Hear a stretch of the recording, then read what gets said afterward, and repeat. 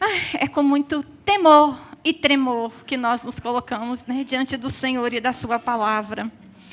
Irmãos, vamos abrir a palavra de Deus, vamos ler em Gênesis 3, o verso do 1 ao 4. Mas a serpente, mais sagaz que todos os animais selváticos que o Senhor Deus tinha feito, disse à mulher: é assim que Deus disse: não comereis de toda árvore do jardim? Respondeu-lhe a mulher: do fruto das árvores do jardim podemos comer.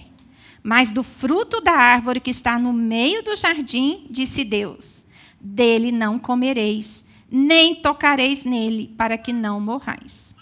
Então a serpente disse à mulher: é certo que não morrereis, porque Deus sabe que no dia em que dele comerdes, se vos abrirão os olhos, e como Deus, sereis conhecedores do bem e do mal.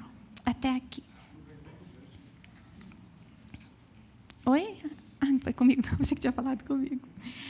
Nesse texto, né, todos os textos que nós lemos, todos os textos que nós partilhamos na palavra de Deus, são todos muito conhecidos por nós, eu espero, né? Nós que estamos há muito tempo na casa do Senhor, devemos conhecer todos os textos. E tem alguns que são mais conhecidos porque são mais falados, né? As histórias são mais contadas. E este é um dos que são mais contados. Esse texto ilustra quando Deus cria o homem e a mulher e Satanás delibera tentá-los. Interessante que o texto bíblico diz que a serpente era a mais sagaz de todos os animais selvagens criados por Deus. E no contexto de Gênesis 3, a serpente serviu como uma personificação do próprio Satanás, que é o adversário do povo de Deus ao longo da história. E por isso Satanás é chamado no livro de Apocalipse de a antiga serpente. Então, no decorrer de toda a palavra, de toda a Bíblia, em toda a história, nós vemos o inimigo tentando o povo de Deus. O povo de Deus sendo tentado a fazer coisas erradas. E, na maioria das vezes, cedendo à tentação. E até Jesus atraindo a ira de Deus sobre eles e as consequências do pecado, o que não é diferente hoje sobre nós. Nós não falamos muito sobre a ira de Deus, porque nós falamos muito sobre o amor de Deus que está sobre Jesus, né? Que se não fosse Jesus ter morrido na cruz, se não fosse Jesus ter vindo, se não fosse Deus, o Pai, olhando para nós sob a ótica do amor de Jesus, do sacrifício de Jesus no Calvário, nós falaríamos e muito sobre a ira de Deus. Se bem que tem um pregador, Spurgeon, se eu não me engano, não, acho que nesse não é um outro, que pregou, acho que 13 anos, um pregador desses, tipo Spurgeon, desses famosos, essa palavra, pecadores na mão de um Deus irado. Jonathan Edwards. E ele, né, a história conta que ele transformou, muitas vidas se transformaram com esta palavra. Mas não é este caminho que eu quero tomar. Então, o inimigo, ele vem tentando, ele tentou Eva no jardim, Eva cedeu, e o inimigo vem com a mentira, o que é dele, né? Jesus, quando falou sobre Satanás, ele o chamou de pai da mentira, né? Ele disse que Satanás e todos aqueles que cometem mentira são filhos do diabo, né? Vamos pegar um adendo aqui e já que eu não falei sobre isso, vamos só pegar um adendo aqui, porque às vezes nós pensamos que a mentira é obra da carne. Quando o apóstolo Paulo cita as obras da carne, ele não fala sobre a mentira. A mentira é um pecado que Satanás nos tenta, nos traz e vem dele. Por quê? Porque ele é o pai da mentira. Então, se nós mentimos, nós estamos não atendendo ao nosso Pai Celestial, mas nós estamos atendendo ao pai da mentira. Nós estamos cedendo a uma tentação que é bem propícia, que é bem assim, uma tática de Satanás. É levar o povo de Deus a mentir. E ele é mentiroso e enganador. E assim como Satanás enganou a Eva, e ao contrário de qualquer tendência racionalista, Satanás não é uma mera. tendência. Às vezes nós evitamos falar sobre essa personificação. Nós evitamos falar, mas é preciso. Nós não podemos nem dar muita ênfase, mas também nós não podemos fazer de conta que ele não existe. Houve uma época na década de 80, de 90, que se dava muita ênfase a Satanás, tudo era do diabo. As cadeiras vermelhas, se entrasse uma irmã aqui do coque na década de 80 e visse essas cadeiras vermelhas, ela sairia repreendendo, porque o vermelho era ligado às obras do inimigo, né? E nessa época se queimava bonecos, se queimava CD, se queimava muita coisa, porque tudo era do diabo. Então, havia muita ênfase. Depois veio uma mudança e nós meio que o deixamos de lado. Então, nós precisamos saber que ele existe e que ele tenta o ser humano. Nós não podemos nem dar ênfase demais, mas também nós não podemos fazer de conta que ele não existe, porque ele existe e ele tenta principalmente os servos de Deus. Ele é o tentador e ele nos tenta. Agora, se nós vamos ceder ou não, cabe a nós decidir. Mas vamos entender um pouquinho isso aqui no decorrer que a palavra vai caminhando. Então, a palavra diabo em grego significa acusador. E Satanás, no hebraico, tem o mesmo sentido, acusador. Então, além de enganador, além de usurpador, além de mentiroso, ele é o acusador. Às vezes eu tenho a impressão, isso é coisa minha, conjectura minha, de que ele nos tenta para nos ver caindo, só para chegar diante do Pai e nos acusar. Só para chegar lá. Está vendo a Cássia? Está vendo? Está vendo a sua bonitinha? Olha lá o que ela está fazendo. Ele é o acusador. Então, ele acusa, além dele ser tentador, dele mentir, ele é o acusador. Mas vamos caminhando, que eu quero falar um pouquinho no início sobre isso, mas eu quero mudar um pouquinho o foco. E vamos caminhando para eu conseguir mudar.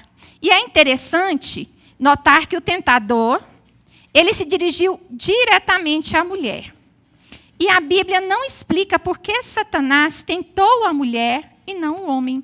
Mas muitos estudiosos veem nesse comportamento um ataque à ordem criada por Deus, onde o homem deveria e deve exercer a liderança.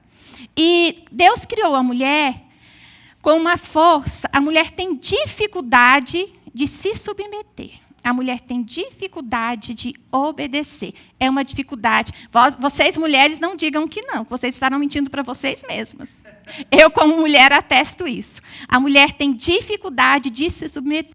Por isso, vem a ordem que as mulheres se submetam a seus maridos. É Deus tratando o nosso caráter. É Deus nos talhando, mulheres. Sabe? Ele nos criou. E nós temos essa dificuldade ela se acentuou, né? Nós vemos isso na primeira mulher, em Eva. Por que o inimigo tentou primeiro ela e não Adão? Primeiro ele vem com essa tentativa de distorcer essa ordem de liderança. Então a mulher cedeu, comeu e levou ao seu marido. E o marido entrou na onda da mulher.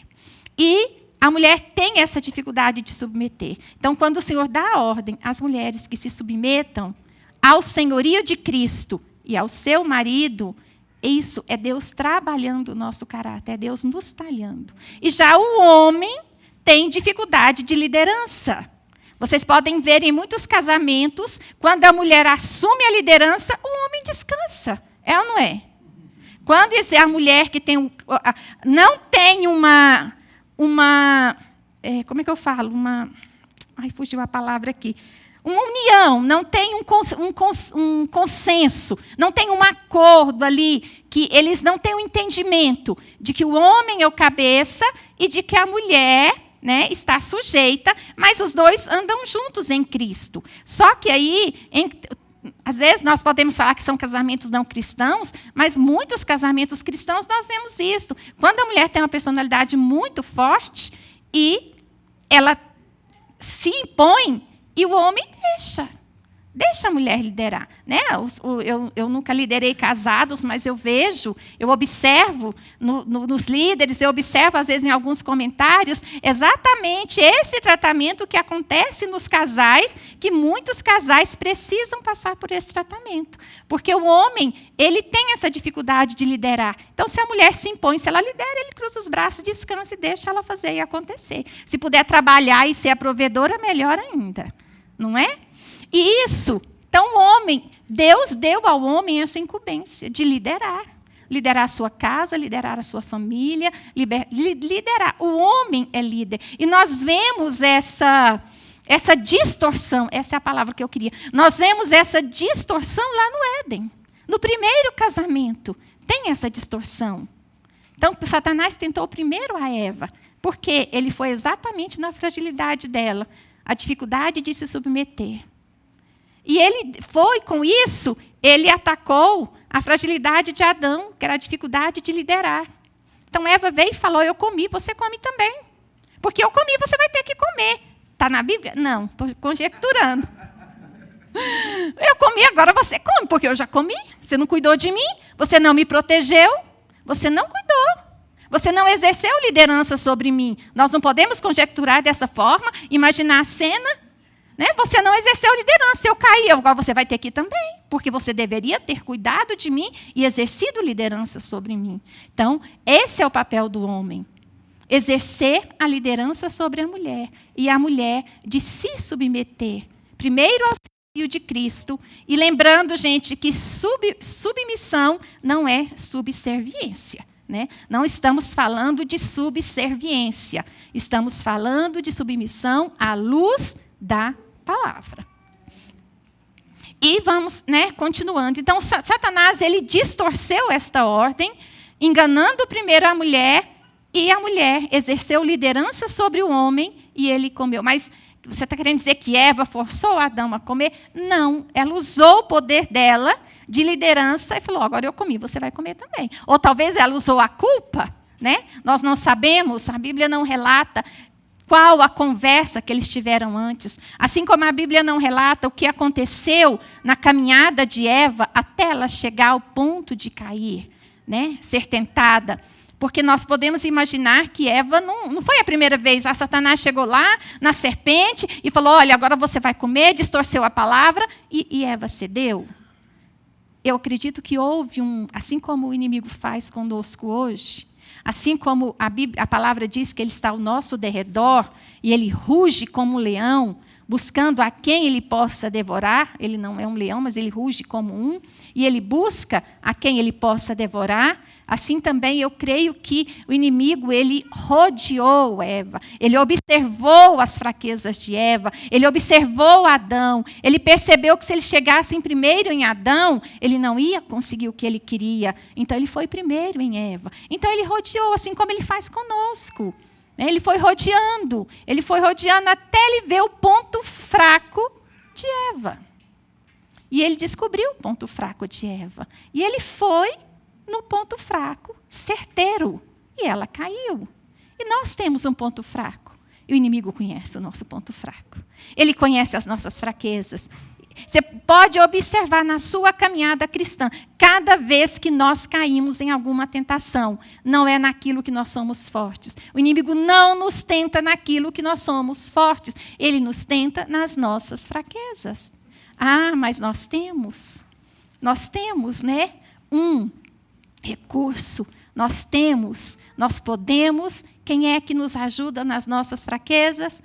Quem foi tentado como homem e pode nos ajudar nas nossas fraquezas? Nós temos o nosso Senhor Jesus. Amém. Mas por que quando nós sentimos que estamos sendo tentados, nós não corremos para os pés de Jesus?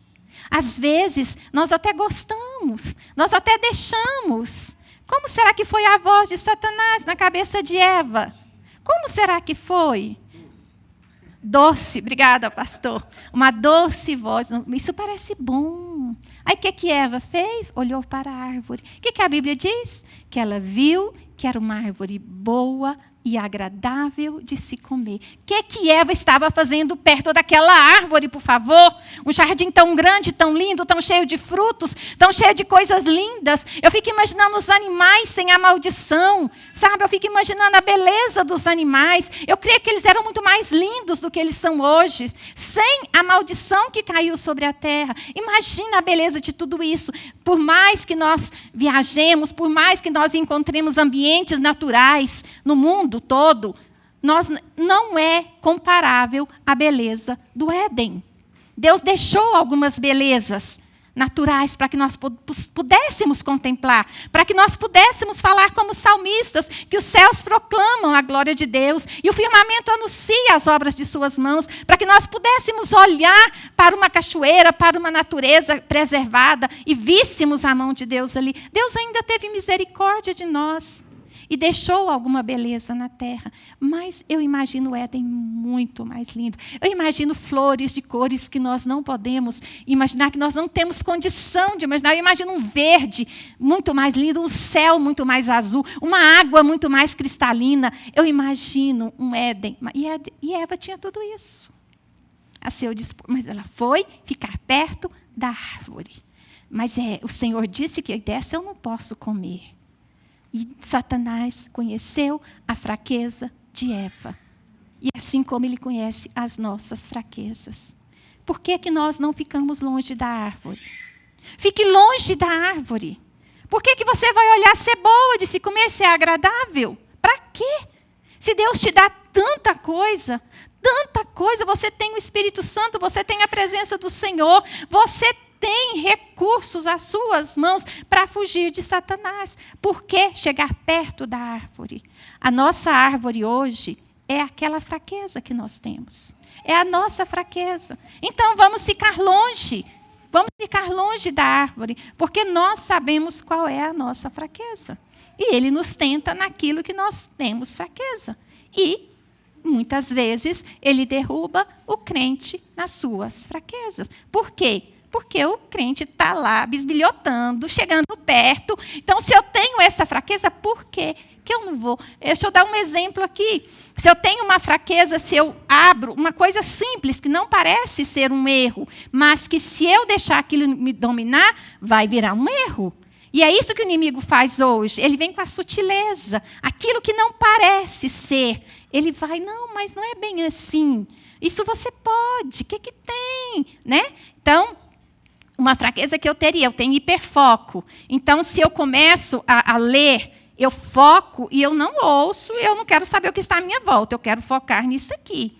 Então, se eu abro o Instagram e eu começo a olhar os rios, e vem um após o outro, e a inteligência artificial, ela descobre o que nós gostamos, né? E ali vem vídeo de cozinha, de bolo, vem vídeo de pregação, de louvor, e eu vou, de animais também, de socorro a animais, de recuperação de animais que foram achados machucados, enfim. Então, essa é a minha tendência. Ah, é errado? Não. Você está vendo um louvor, você está vendo o podcast de uma palavra, você está vendo uma confeiteira fazendo um bolo, você está vendo alguém socorrer um animal. Isso está errado? Até aí, não. Mas a partir do momento que o meu hiperfoco toma aquilo ali e eu fico 2 horas olhando aquilo ali e penso assim, meu Deus, agora eu não tenho mais tempo de orar hoje. Hoje eu não tenho mais tempo de ler a palavra. Aquilo vai me enfraquecer. E eu vou enfraquecendo. E o inimigo vai usando aquilo, Não é, estou pecando até o momento, não. Mas se eu tivesse 2 horas para ver tudo isso, e eu tirasse 2 horas para orar e ler a Bíblia, para estar na presença do meu Senhor, amém. Aquele pequeno linkzinho ali pode se tornar um ídolo no meu coração. Um ídolo. E aí? Aí eu já estou pecando. Porque eu estou com um ídolo no meu coração. Então, é isso que nós devemos vigiar, na sutileza do inimigo. Com cada um, ele é sutil. Com cada um, ele vem com uma sutileza. Como ele foi com Eva. Como ele tentou a Eva. Ele é o mesmo. Pai da mentira, enganador, usurpador, tentador. É o mesmo e ele usa a mesma tática de ontem, de sempre. E nós ainda caímos. E assim nós vamos enfraquecendo. Hoje eu não leio. Amanhã parece que estava tão bom, deixa eu ver mais um pouquinho. Nossa, aquele rios, aquele pregador, e tarará, tarará, deixa eu ver mais um pouquinho. Aí amanhã também eu não leio, quando eu vejo eu passei uma semana sem ler. Quando eu vejo eu passei uma semana sem orar. Eu já ouvi um pregador dizendo o seguinte: fique um dia sem orar e você vai sentir. Fique uma semana sem orar e a sua família vai sentir. Por quê? Porque quanto mais nós oramos, nós nos aproximamos do Senhor, mais nós aperfeiçoamos o nosso caráter, mais a nossa carne vai mortificando e mais nós nos tornamos pessoas melhores. Quanto menos nós oramos, mais a carne domina, mais nós gritamos, mais nós xingamos, mais nós falamos coisas que não deveríamos, mais nós magoamos, mais nós ofendemos e a nossa família sente. Sente. Então é isso. O foco do inimigo é nos afastar da presença do Senhor. No Éden, ele conseguiu afastar literalmente Adão e Eva do Éden e da presença do Senhor. Ele conseguiu com que eles fossem expulsos, que houvesse maldição sobre a terra. Ele conseguiu um grande feito. Mas vocês acham que conosco é diferente? Quando o inimigo consegue absorver um servo de Deus ao ponto desse servo cair em pecado, é um trunfo nas mãos dele. É um trunfo. Eu comecei a desenvolver essa palavra, eu comecei a imaginar essa palavra, os ardis de Satanás, com o livro, fugiu aqui o nome, Cartas de um Diabo a Seu Jovem Aprendiz, do C.S. Lewis. É muito interessante. Tem alguns cristãos que não gostam. Mas eu li, estou lendo pela segunda vez, mas é muito interessante a forma como ele aborda essa tentação, a forma como o inimigo planeja a tentação de um servo de Deus, de uma pessoa, a forma como ele arquiteta essa tentação. E isso é sério, e isso é real. Então, nós somos todos os dias tentados, nós somos todos os dias provados, e nós precisamos estar na presença do Senhor. E o inimigo vem com seus ardis e nos pega nas pequenas coisas. E o que o inimigo usa, que eu acabei de falar, a distorção da palavra e cria na nossa mente sofismas. E às vezes nós pensamos, será que é isso mesmo? Será que é para os dias de hoje? Será que isso aqui não era só para antigamente? Vamos ver o contexto em que o apóstolo Paulo escreveu isso. Será que isso hoje é pecado? Será que não é? As mudanças. Então, assim, o que o inimigo tem feito com a nossa mente? Ele tem manipulado situações, usando as mídias. Cada época ele usa uma coisa. Lá no Éden ele usou a serpente. Cada época ele vai usar um ardil, o que tem nas mãos dele. Hoje ele tem nas mãos dele um recurso muito, muito favorável a ele, que são as mídias sociais, que é uma faca de dois gumes, como eu já falei, como eu já testemunhei, porque se eu não vigiar, eu posso cair. Então, essa é uma das fraquezas. Então, eu tenho que vigiar. Eu já tirei o link, eu já desinstalei. Sabe? Eu não vou com o dedinho naquele negocinho vermelho mais quadradinho, não vou. Desinstala e pronto. Não perdi nada lá. Ah, mas olha lá que tem, eu mandei um vídeo para você. Não, depois eu olho. Facebook já é outro, não estou falando que é pecado. Eu estou falando que, no meu caso, é uma das minhas fraquezas. Se você consegue dominar, amém. Tudo bem. Então, é isso. Então, ele vem com sofismas. Ah, mas, como ele disse para Eva, não foi bem assim que Deus disse. Na verdade, você não vai morrer. Então, ele usa a palavra de Deus para mentir, lançou dúvida na mente de Eva. Eva duvidou do que Deus tinha dito e caiu, sucumbiu à tentação.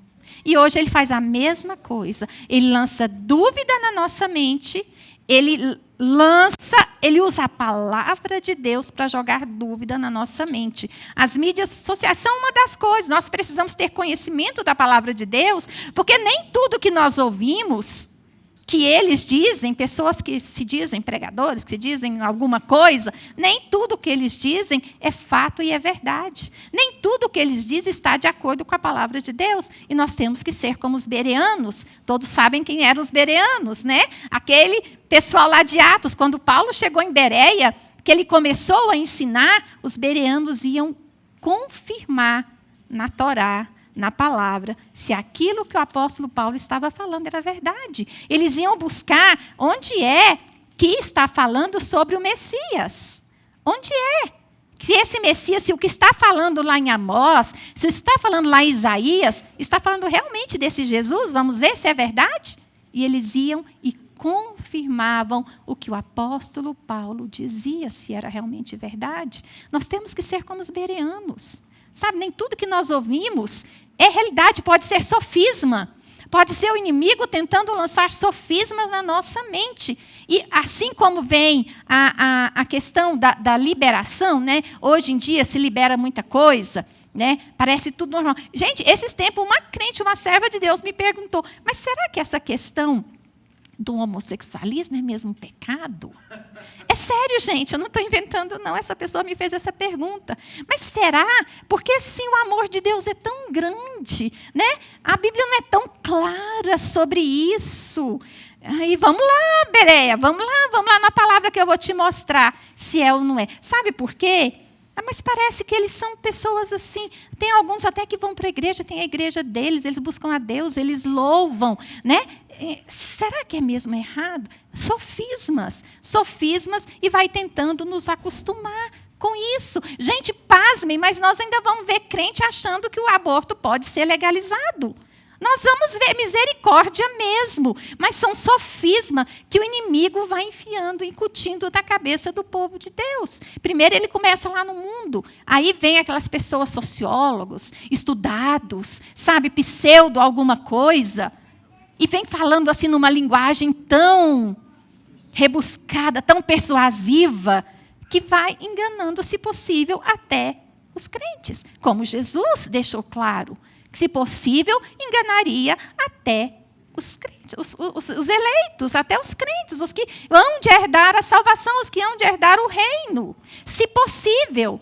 E tem outra coisa, Jesus deixou claro que no final dos tempos, onde nós estamos caminhando para o final, que a fé de muitos, o amor se esfriaria, e ele disse, porventura, quando o Filho do Homem voltar, achará fé na terra?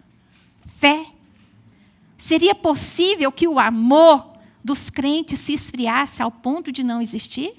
Seria possível que a fé no coração dos crentes se esfriasse a ponto de, quando Jesus voltar, não encontrar? Se ele profetizou, ele não falou de todos, ele falou de muitos. Então, nós temos que vigiar. Nós somos um remanescente, nós somos servos, nós temos que vigiar. E não existe outro caminho que não seja a oração, que não seja a ligação com a palavra de Deus, que não seja a leitura, mas leitura da Bíblia, leitura da palavra. Não porque alguém leu, não porque alguém leu para você. Eu gosto muito porque agora tem a Bíblia em áudio, né? Eu vou ouvindo, não precisa nem ler. Precisa ler, sim. Pode ouvir? Ouve no carro, ouve enquanto está lavando louça, ouve enquanto está fazendo alguma coisa. Pode ouvir. A Bíblia em áudio ajuda, mas não é o suficiente. O suficiente é parar, focar e ler e estudar. É isso aqui? Espera aí, mas onde mais? Nós temos recursos, nós temos chave bíblica, nós temos concordância bíblica. Onde que fala? Mas falou sobre tentação. Deixa eu ver aqui, onde mais fala sobre tentação? Falou sobre amor, o amor de Deus. O amor pode se friar. Espera aí, onde mais fala sobre o amor? Vamos estudar, vamos caminhar pela palavra. Vamos caminhar, vamos conhecer o que está aqui, ter conhecimento, para quando o tentador vier, espera aí, e nós vamos chegar agora na tentação de Jesus. Quando Jesus foi tentado, como ele venceu? Porque nós temos aqui o primeiro Adão, que pecou, que sucumbiu, e nós temos o segundo Adão, que venceu, que veio como homem. Nós temos o nosso segundo Adão, nós temos o nosso recurso, nós temos a nossa salvaguarda, nós temos a nossa cobertura, nós temos. Mas nós também temos o poder da decisão, se nós queremos ou não estar debaixo desta cobertura. Deus nos deu o poder da decisão. O Senhor não nos força a nada. Quem nos tenta e tenta nos forçar a ir por um caminho tortuoso é o inimigo. Mas Jesus não nos força a nada. Ele nos deu esta livre escolha. Eu escolho servir, eu escolho obedecer, eu escolho conhecer. Ou eu escolho ouvir de alguém o que alguém o que alguém falou, e eu vou, mas fulano falou assim, eu acho que fulano está certo. E eu vou por este caminho. Mas será que fulano está certo? Será que está de acordo com a palavra de Deus? O que nós precisamos entender que Deus disse que é o mesmo ontem, hoje e será para sempre. A palavra é a mesma, a palavra não muda. Fornicação é fornicação. Sexo fora do casamento se chama fornicação. Fornicação sempre foi fornicação, desde o início. Adultério é adultério. Tudo que nós misturamos naquilo que não se deve misturar é adultério. Não importa o contexto que está acontecendo. Não importa. Ah, mas é porque tem 6 meses que a minha mulher não me toca. Não sei. Não importa, vamos orar, vamos buscar ajuda, vamos buscar auxílio. Nós temos recursos na igreja, nós temos auxílio, nós temos pessoas que podem nos ajudar. Olha, eu estou nessa fraqueza, eu estou com essa dificuldade, eu preciso de ajuda nisso. Nós temos. Além do Senhor, além da presença do Espírito Santo, além da palavra, nós temos servos de Deus prontos e aptos para nos ajudar e nos aconselhar quando nós estivermos prestes a cair. Então, ídolo é ídolo em qualquer momento. Ídolo do coração é ídolo do coração e sempre foi e sempre será. Pecado é pecado e sempre foi e sempre será. Nós não podemos cair nos sofismas do inimigo, na distorção do inimigo. Todos nós conhecemos o texto, né, da tentação de Jesus no deserto, mas eu gostaria de ler, né, vamos ler em Mateus 4, a partir do verso 1. A seguir, foi Jesus levado pelo Espírito ao deserto. Já está compartilhando, né? Já. Para ser tentado pelo diabo. E depois de jejuar 40 dias e 40 noites, teve fome. Então o tentador, aproximando-se, lhe disse: se és filho de Deus, manda que estas pedras se transformem em pães. Jesus, porém, respondeu: está escrito, não só de pão viverá o homem, mas de toda a palavra que procede da boca de Deus. Então o diabo levou a cidade santa, colocou-o sobre o pináculo do templo e lhe disse: se és filho de Deus, atira-te abaixo, porque está escrito, aos seus anjos ordenará a teu respeito que te guardem, e eles te sustentarão nas suas mãos, para não tropeçares em alguma pedra. Respondeu-lhe Jesus: também está escrito, não tentarás o Senhor teu Deus. Levou ainda o diabo a um monte muito alto, mostrou-lhe todos os reinos do mundo e a glória deles. E lhe disse: tudo isso te darei, se prostrado me adorares. Então Jesus lhe ordenou: retira-te, Satanás, porque está escrito, ao Senhor teu Deus adorarás, e só a Ele darás culto. Amém. Na tentação do deserto, o inimigo ofereceu a Jesus uma coroa sem a cruz. Ele foi muito ousado ao tentar Jesus. Tem uma discípula, né, que eu tenho evangelizado há muitos anos, e quando ela assistiu essa cena na novela, e na novela eles fizeram uma cena muito dramática, mesmo assim, Jesus sofreu muito, né? Eu não imaginava assim como eles imaginaram, né?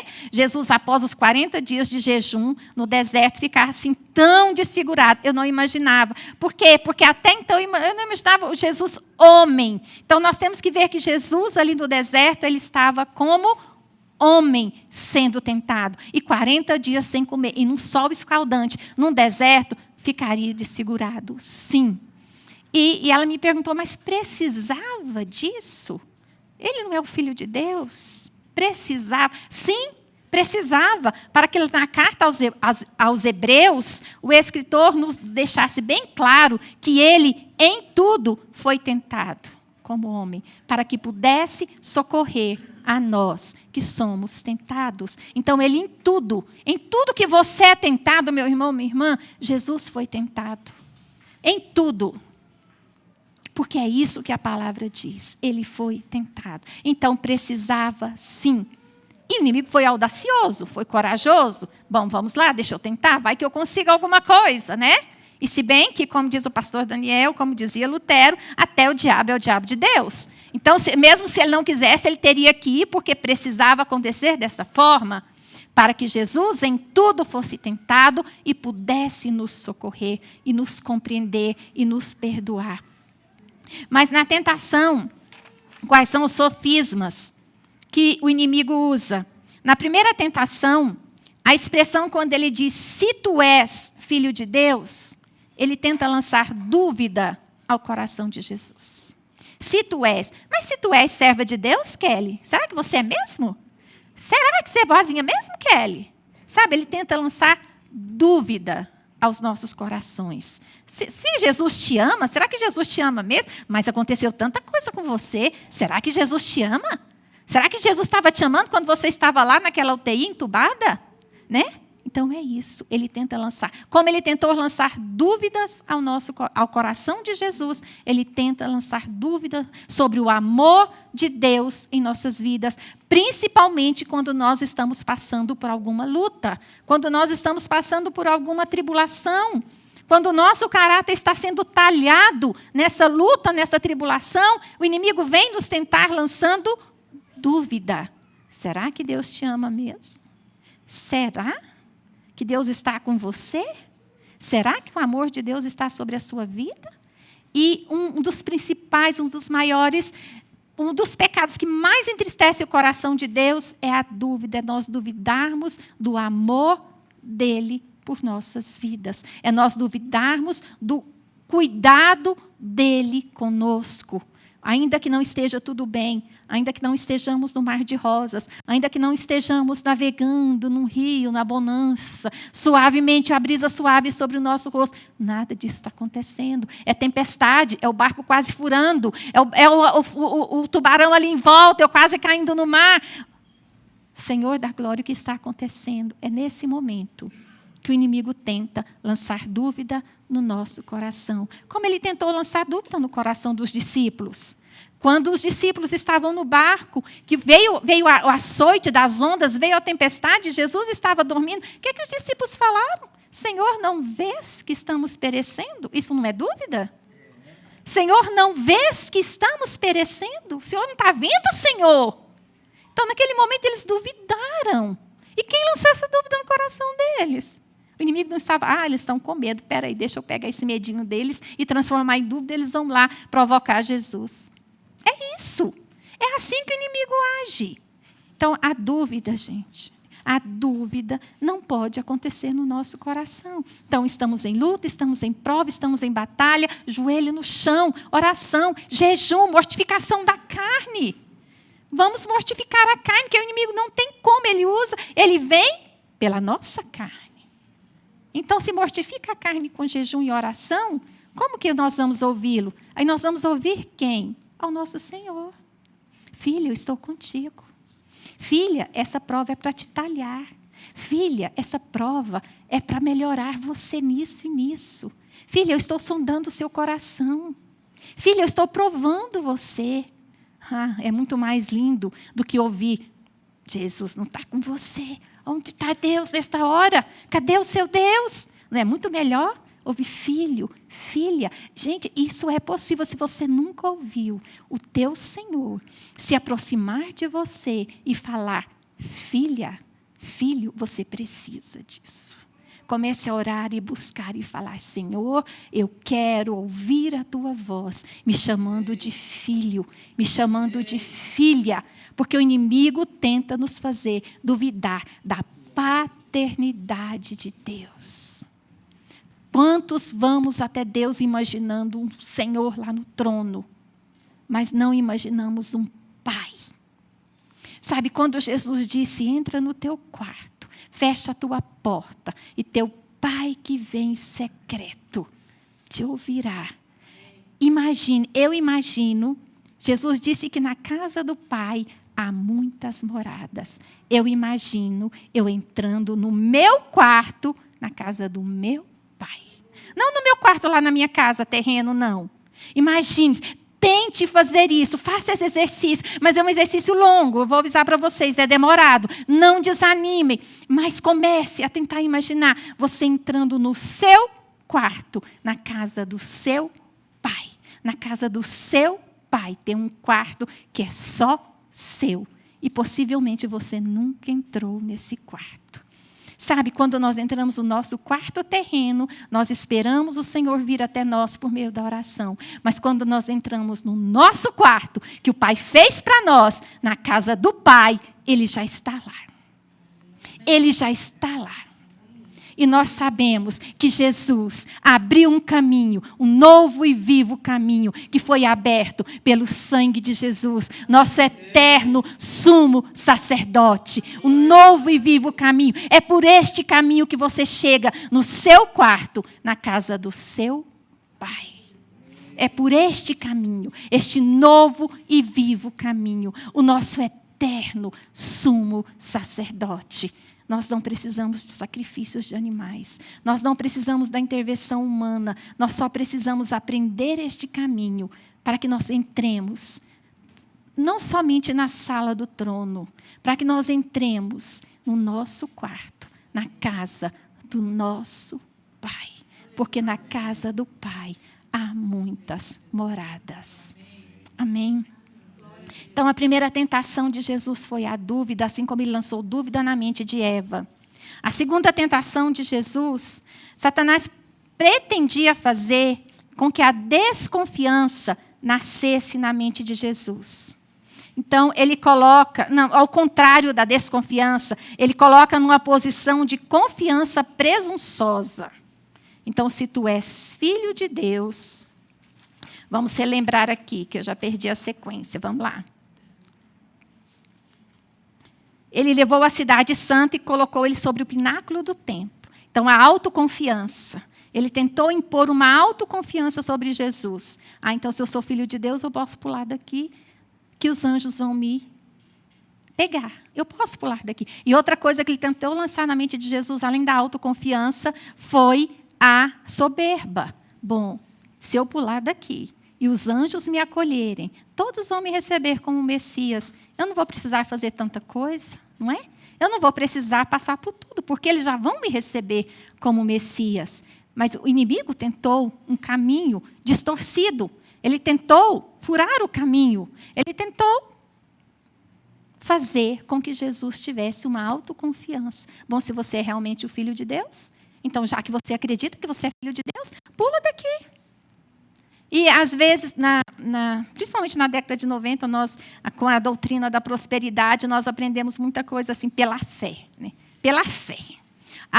Eu vou financiar, eu não tenho dinheiro, mas eu vou financiar o carro e pela fé eu vou pagar, porque eu posso todas as coisas naquele que me fortalece. Isso é tentar o Senhor. Eu não tenho dinheiro, eu não tenho um salário suficiente. Bom, suponhamos que eu ganhe R$3.000, que eu tenho uma despesa mensal de R$2.000, que me sobre R$1.000 para alguma coisa. Aí eu vou financiar um carro para eu pagar R$3.000 por mês?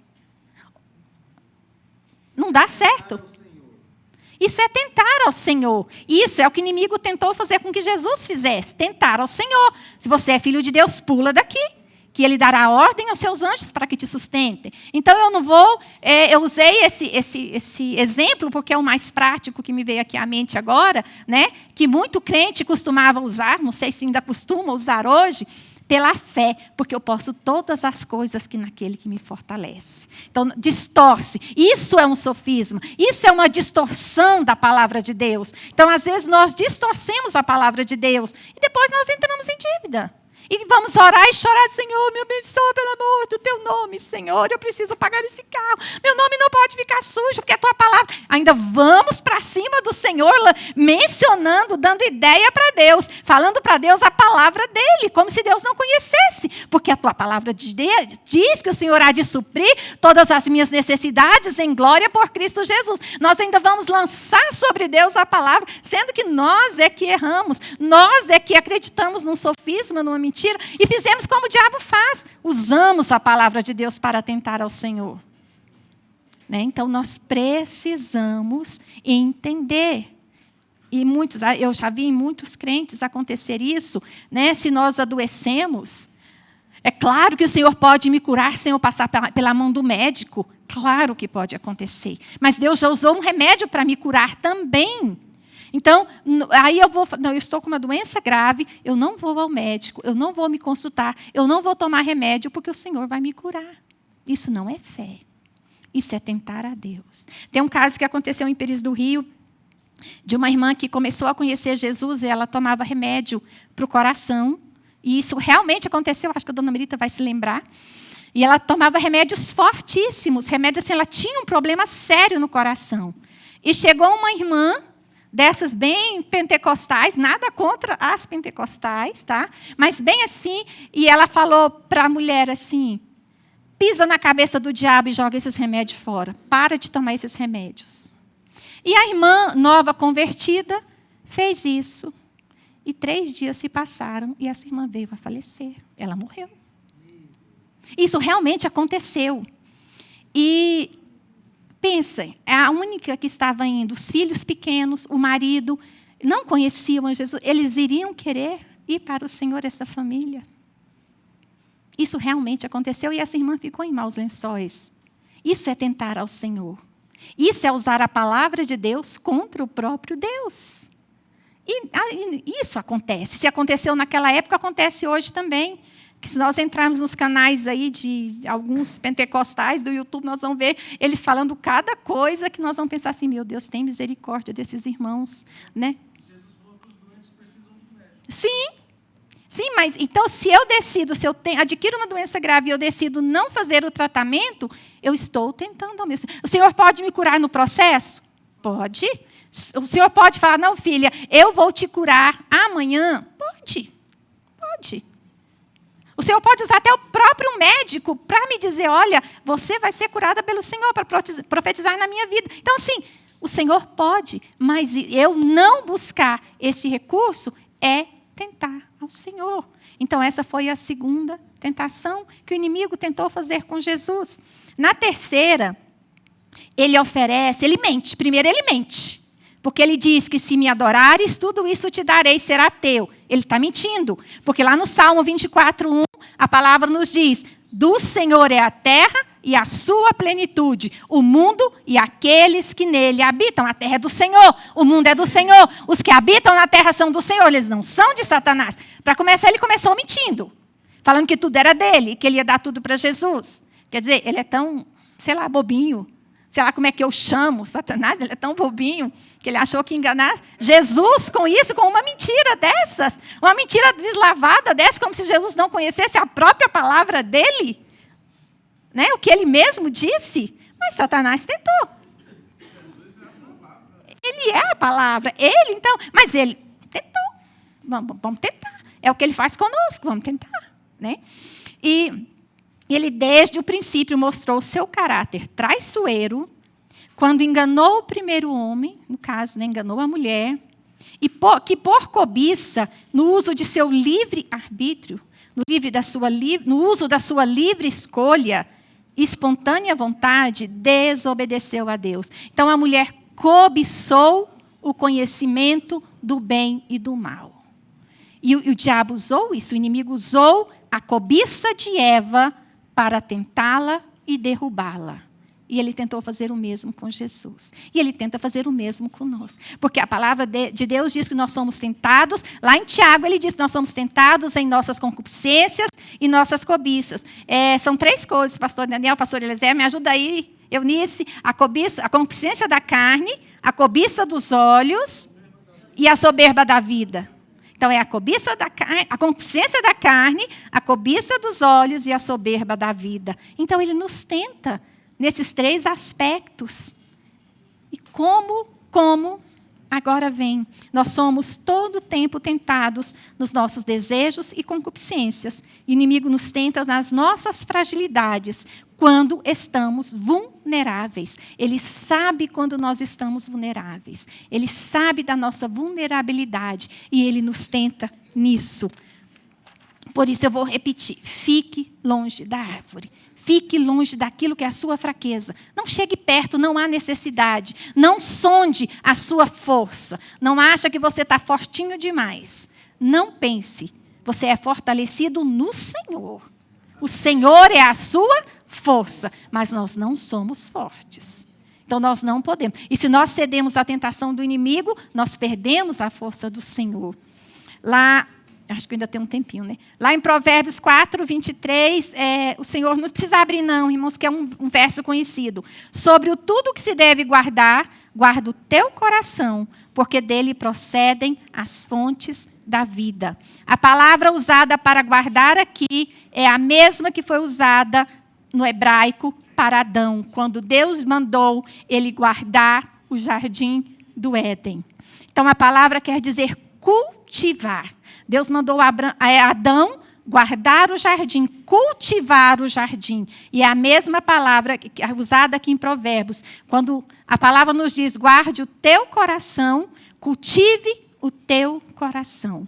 Cultive. Então, nós sabemos que a Bíblia, quando fala de coração, não está falando desse órgão que bombeia o sangue. Está falando da nossa mente, dos nossos pensamentos, de tudo que vem à nossa alma. Então, tudo que vem na nossa mente, nos nossos pensamentos, nós devemos cultivar. O que é cultivar? Nós cuidamos, plantamos, regamos, colocamos adubo bom e cortamos a erva daninha. Não é isso? Cultivar, basicamente, é isso. Então, é isso que nós devemos fazer com o nosso pensamento.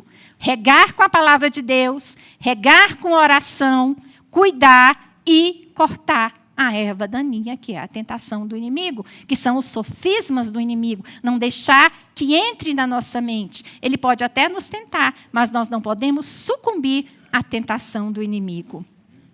Mas nós temos, né? Eu preciso finalizar, e deixa eu finalizar aqui. Tem coisas que eu preciso falar. Então, o inimigo pode roubar o que está no nosso coração. Na palavra do semeador, então Jesus dá um exemplo de quando o semeador semeou e a terra estava, a semente caiu nas pedras à beira do caminho, e veio o inimigo e roubou. Por quê? Porque a semente não entrou numa terra fértil, numa terra profunda. Então, o nosso coração precisa ser uma terra profunda, que a semente da palavra de Deus entre e o inimigo não consiga roubar a palavra de Deus. Porque senão o inimigo rouba. Ele rouba o que o Senhor nos fala. Ele rouba o que a palavra de Deus nos diz. Nós temos uma mente muito falha, não sei, eu vou julgar por mim. Eu sou assim, então tem coisas que eu gravo muito bem, mas tem coisas que eu leio e eu esqueço, e eu tenho que ler de novo, e de novo, e de novo, até eu guardar aquilo ali. Tem pessoas que têm facilidade, que lê ouvindo música, lê no barulho. Não, eu já tenho essa dificuldade. Então, eu preciso concentrar no que eu estou lendo, e tem coisas que eu preciso ler várias vezes para eu guardar no meu coração, que se eu ler só uma vez, foge. E o inimigo vem e usa esse artifício e rouba a semente do nosso coração.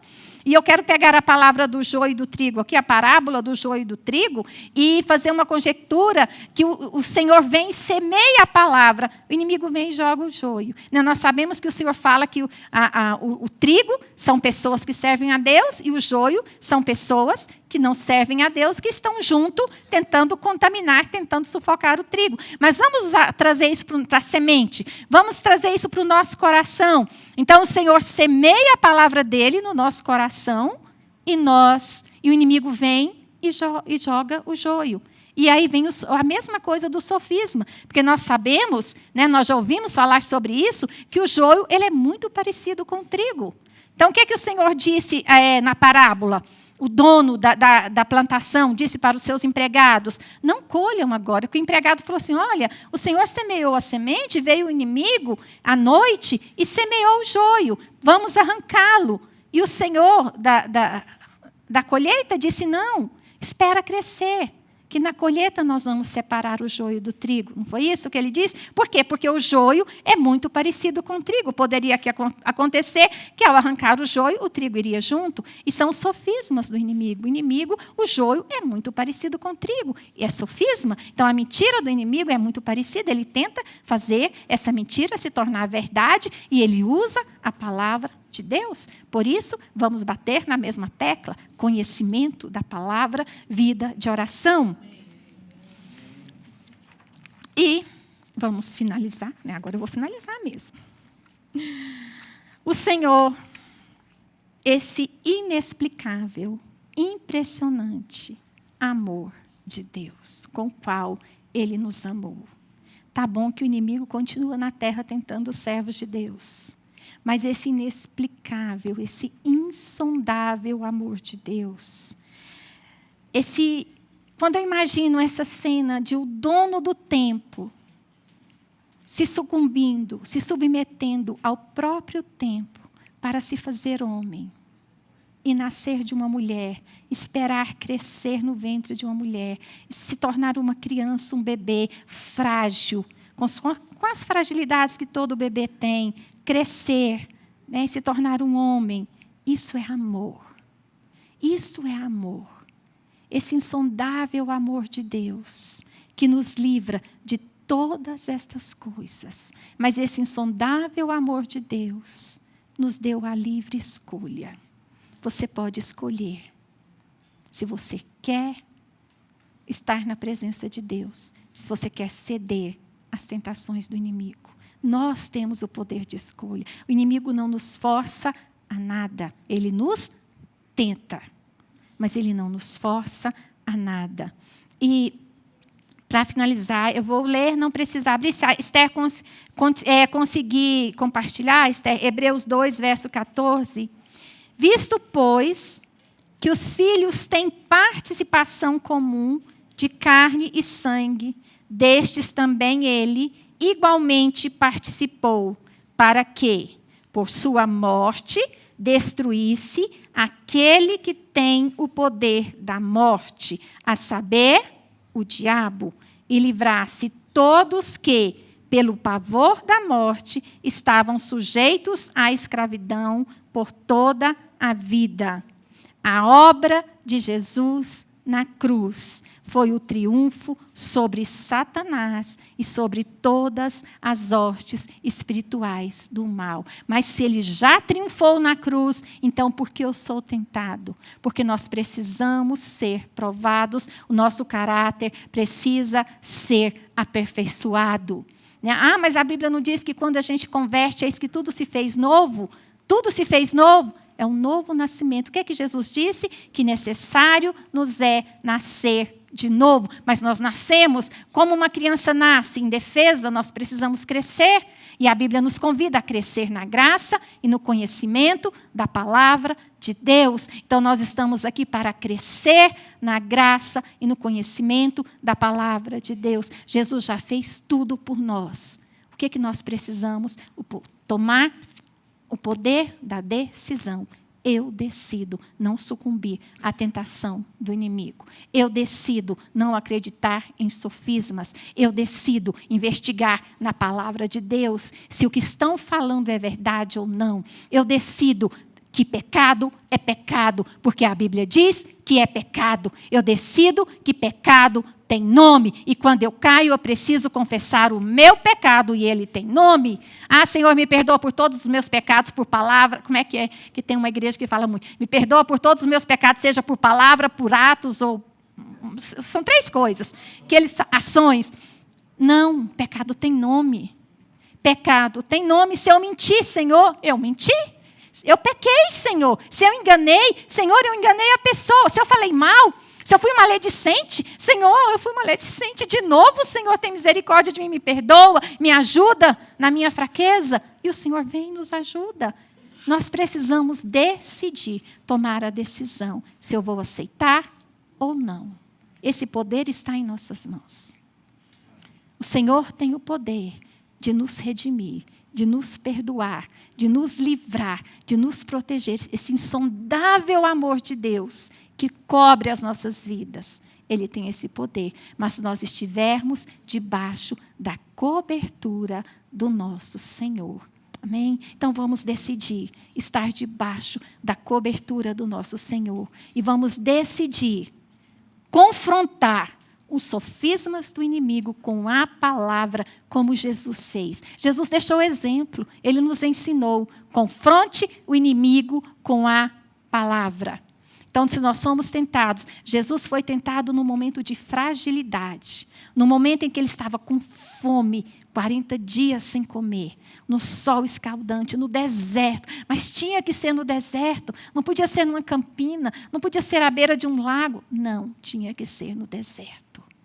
Jesus foi tentado e confrontou o inimigo com a palavra. e cabe a nós confrontar o inimigo com a palavra. Glória a Deus, porque nós temos acesso a esta palavra. Nós temos livre acesso ao trono da graça. Nós temos livre acesso à presença de Deus. O que nos separa do amor do nosso Deus é o pecado. E nós temos o perdão. Nós temos a Jesus. Nós temos tudo em nossas mãos. E o inimigo é um mentiroso quando ele diz que nós não temos. Ele está mentindo para nós. E nós precisamos entender a mentira do inimigo.